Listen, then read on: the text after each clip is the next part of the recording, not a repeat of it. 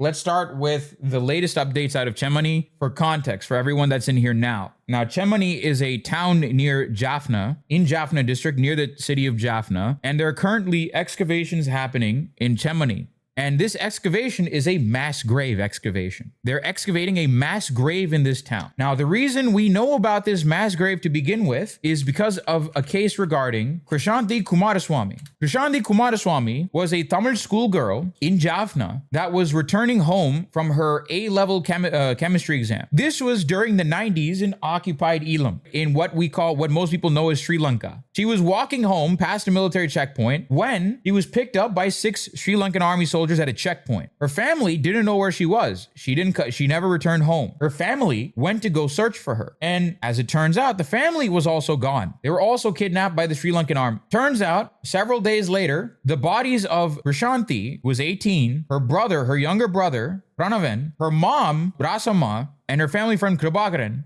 were buried. It was found that they were buried in a shallow grave within the army base. Their bodies were found in shallow graves within the army base. The mom and her family friend, Kribakaran, their bodies were found with ropes tied around the necks. And the same thing with Kribakaran. Krishanti and her brother were found cut to pieces, hacked into several pieces, and haphazardly wrapped in black-colored sheets. As it turns out, Krishanti was gang raped by the Sri Lankan army and then murdered and then cut to pieces. Now, what does this have to do with Chemmani? What does this have to do with Chemmani? The reason we know about Chemmani is that in a rare instance, one of the soldiers actually came out. He was put on trial. His name is Somaratna Rajapaksa. He was put on trial. And during his testimony, he revealed the existence of mass graves in Chemmani. And this was around the time when the government forces temporarily retook the Jaffna Peninsula from the LTTE, the Liberation Tigers of Tamil Eelam.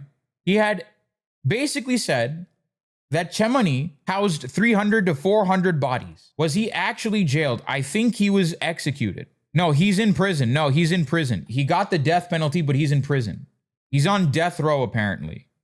Now, I don't know if anything is going to be done about it because, unfortunately, there was a similar case in 2000, the Midusuville massacre, where the guy that slit a 5-year-old kid's throat, the soldier, Sunil Rattanayake, single-use Sri Lankan soldier that slit the throat of a 5-year-old kid, Tamil kid, and killed him that way, he was actually given a presidential pardon. He was put in jail, but he was actually put on death row. But then he was given a presidential pardon by Gotabaya Rajapaksa, Sri Lanka's Itamar Ben-Gvir, when he became president. So I need chat to understand, Somaratna Rajapaksa is the exception. Most war crimes that are committed by the Sri Lankan army against Tamils, they're never punished. They go completely unpunished. There is no accountability for war crimes. In fact, in many cases, these war crimes are put in power to further cement the fact that, no, Tamils, you live as second-class citizens in this society.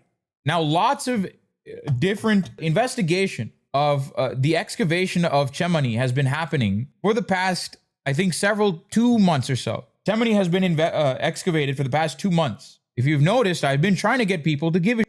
We don't even know what the real numbers are. We don't know what the real numbers are because the Sri Lankan government has never been investigated for these war crimes. They have never been held accountable. They've never been investigated for these war crimes. The world co-signed this genocide of the Tamils. Over the past several weeks, we had revelations from this mass grave in Chemmani, such as the discovery of the skull of an infant. There are about 5 to 6 infants discovered. Their remains, their skeletons, their skeletal remains have been discovered in this mass grave. Children, babies. There is a skull of a baby found in this mass grave. There's another instance of a body being found next to a blue book bag, a school bag, glass bangles, and bata shoes along with a doll. It was determined that that body that was discovered was that of a 4 to 5-year-old schoolgirl. Medical officer Dr. Pranavan Sallaya informed the court today that a set of skeletal remains discovered in the Chemmani mass grave along with a blue school bag and a child's toy has been identified as belonging to a little girl approximately 4 to 5 years old.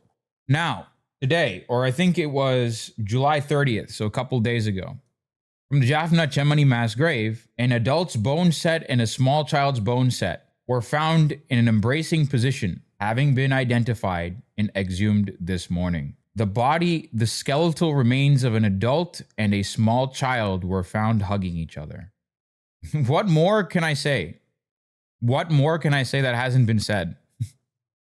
There's an entire Wikipedia page dedicated specifically to the documented cases of rape and sexual violence that the Sri Lankan government has committed against Tamils.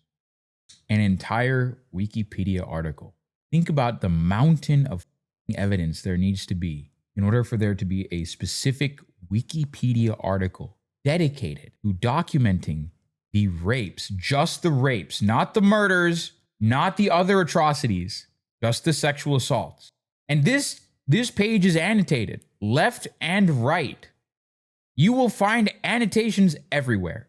You will find footnotes linking to sources everywhere on this site. This is indisputable for every year as well. I want you to understand what kind of that the Sri Lankan government has gotten away with, okay? Read this. I'm not going to read it. I'm exhausted. I don't want to read this anymore.